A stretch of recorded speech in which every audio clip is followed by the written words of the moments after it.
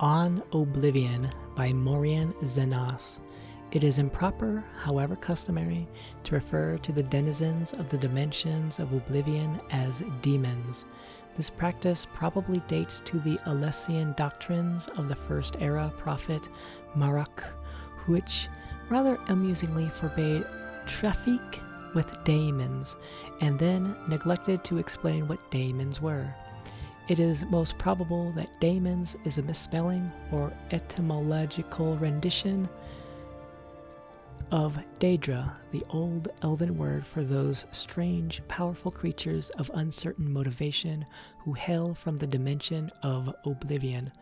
Daedra is actually the plural form. The singular is Daedroth. In a letter tract by King Hael the Pious of Skyrim, almost 1,000 years after the publication of the original doctrines, the evil machinations of his political enemies were compared to the wickedness of the demons of oblivion. Their depravity equals that of Sanguine itself.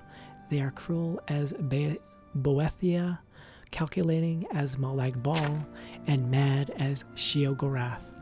Hail the Pious thus long-windedly introduction 4 of the Daedra lords to written record.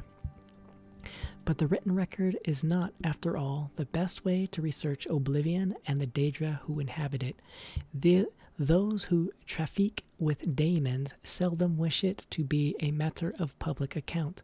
Nevertheless, scattered throughout the literature of the First Era are diaries, journals, notices for witch burnings, and guides for Daedra slayers. These I have used as my primary source material. They are at least as trustworthy as the Daedra lords I have actually summoned and spoken with at length.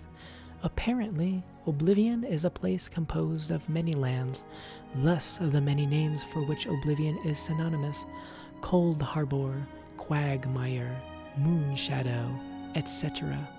It may be correctly supposed that each land of Oblivion is ruled over by one prince.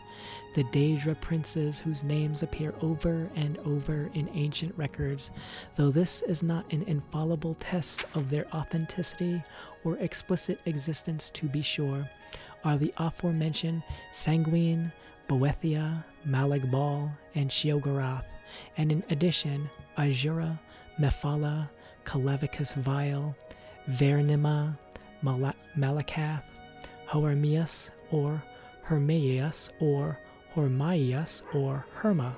There seems to be no one accepted spelling. Mora, Namira, Jugalag, Nocturnal, Meharunes Dagon, and Periite.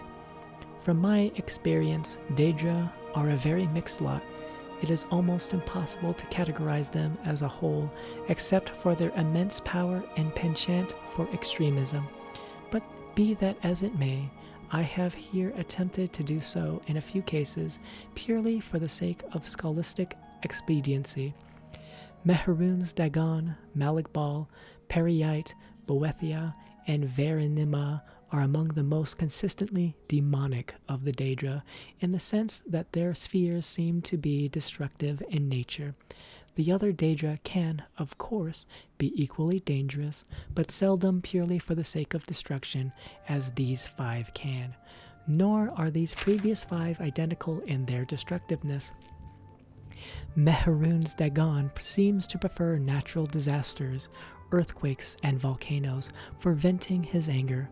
Molag Bal elects the employment of other Daedra, and Boethia inspires the arms of mortal warriors.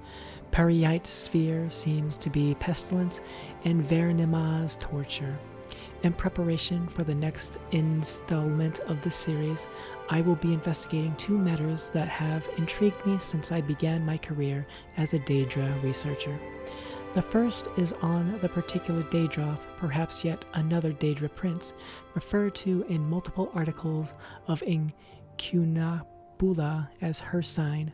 Hircine has been called the huntsman of the princes and the father of man-beast, but I have yet to find anyone who can summon him. The other, and perhaps more doubtful goal I have is to find a practical means for mortal men to pass through to oblivion. It has always been my philosophy that we need only fear that which we do not understand, and with that thought in mind, I ever pursue my objective.